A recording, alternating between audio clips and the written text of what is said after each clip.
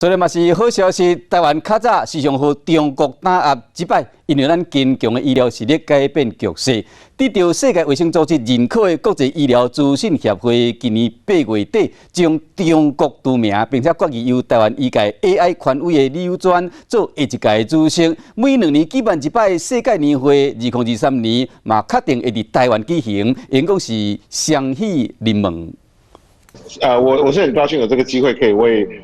全世界这些会员来服务了哈。北医大教授李友专顶个月拍败伊朗，就选做国际医疗资讯协会下届主席。台湾坚强医疗实力再次得到世界认证。的期许就是说，我能够把比较资源丰富的国家呢的医疗资讯发展带到资源比较贫乏的，然后呢把这个比较物廉价美的这个像我们台湾这样的科技呢，能够带到更大的这个世界的市场。国际医疗资讯大会即马总共有61个会员国，协会宗旨就是将资讯科技应用在医疗上。为了让台湾买当参与，2007年特别改制，将会员国改做会员体，总算台湾顺利加入。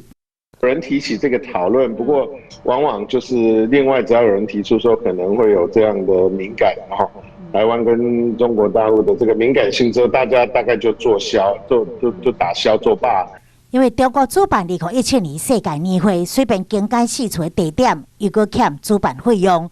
投票表决的结果以28票赞成、10票反对，将中国除名。